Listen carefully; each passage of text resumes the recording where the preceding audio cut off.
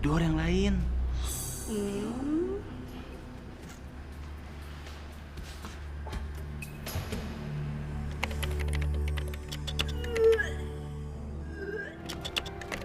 Bisa? Mas Didi, bentar ya, buang sampah dulu. Oh iya? Duduk-duduk, Mas. Oh iya. Kisah dimulai dengan diperlihatkan pasangan dua sejoli bernama Risa dan Didi. Mereka adalah teman lama sewaktu SMP dahulu. Cinta lama yang kembali bersemi mempertemukan mereka, ketika keduanya sama-sama bekerja. Kamu kapan pulang? Aduh, aku belum tahu kapan pulang, Mas. Soalnya Bu Kos tuh lagi ke Semarang. Emang kenapa? Loh, kalau kamu nanti mau pulang, bilang sama saya. Nanti saya antarkan. Ya sekalian saya ketemu sama orang tuamu. Diantar ketemu orang tua, Mas? Iya. Maksud kedatangan kami ke sini mau melamar anak bapak dan ibu. Ya. Dalam hal ini saya kembalikan kepada anak saya Risa. Ya, Pak. Bagaimana Risa? Setelah 5 bulan pacaran, mereka pun akhirnya menikah dan dikaruniai seorang anak laki-laki. Pada suatu hari, Didi pamit sama istrinya untuk bekerja di luar kota. Kamu hati-hati di rumah, ya.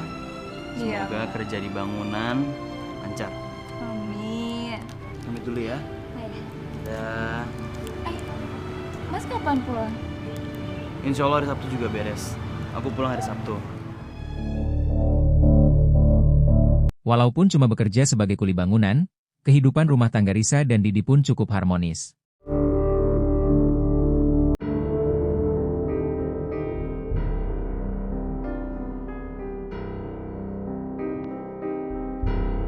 Sementara di tempat kerja, Didi mendapat perhatian lebih dari seorang janda cantik bernama Asih. Makan ya, Mas? Jadi ngerepotin nih. Papa, hari ini aku masak sayur asem sama tempe. Nah, khusus buat Mas Didi, tambahin ikan.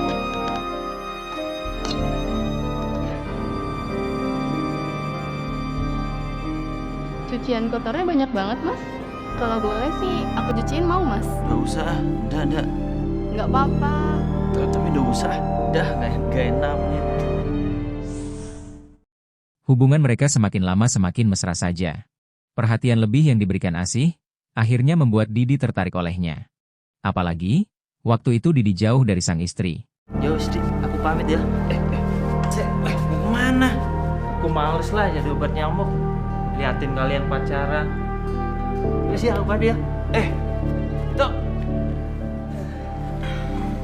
Mau dipijit gak, Mas?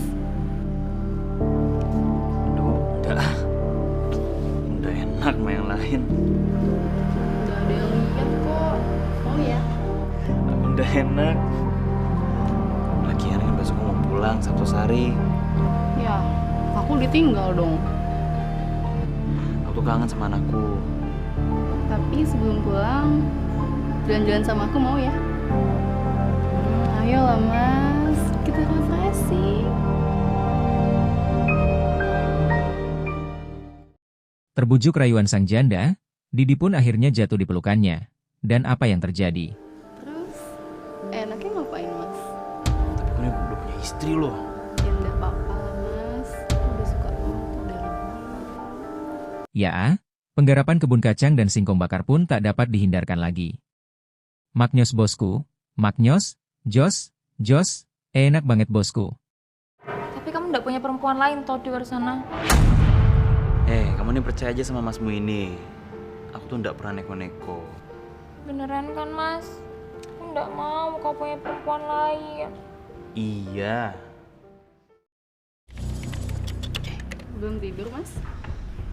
Belum. Jauh dari sang istri, hubungan terlarang Didi dan Asih pun terus berlanjut, dan apa yang terjadi? Udah pernah tidur yang lain.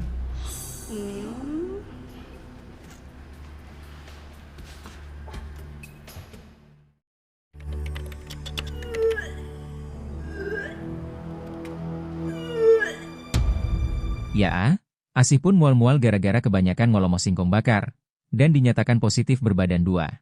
Kamu sakit? Anu Mas, aku udah telat 2 minggu.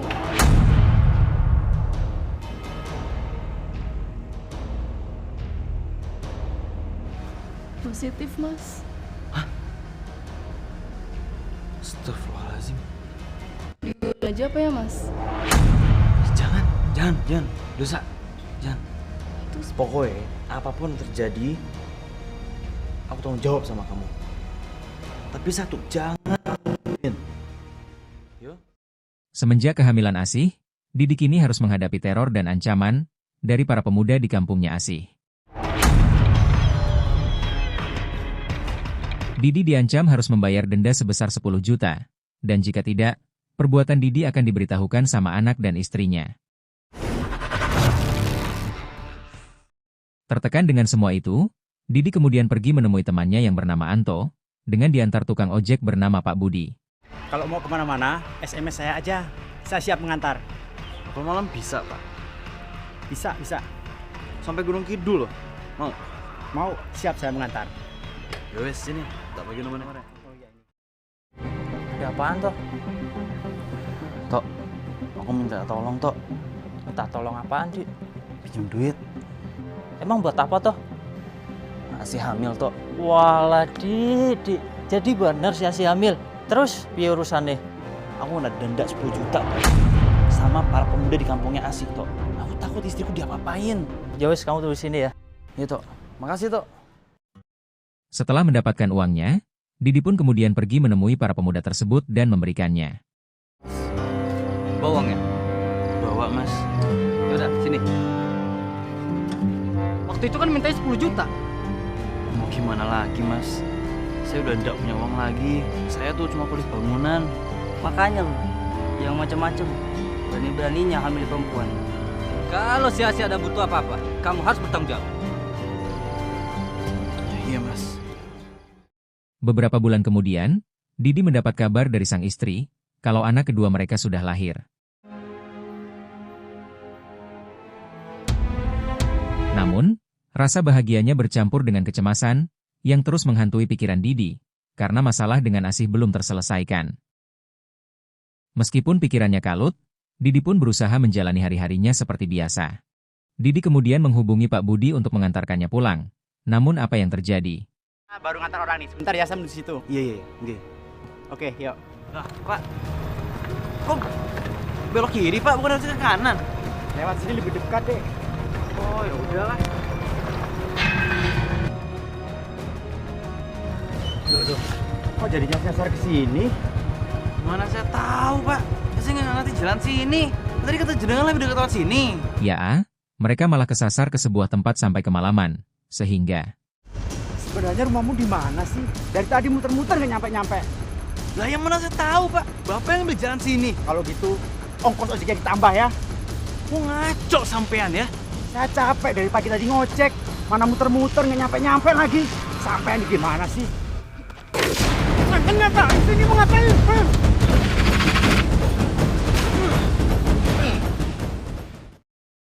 Setelah memaikan Budi, Didi pun membawa motor tersebut ke rumahnya. Dan apa yang terjadi?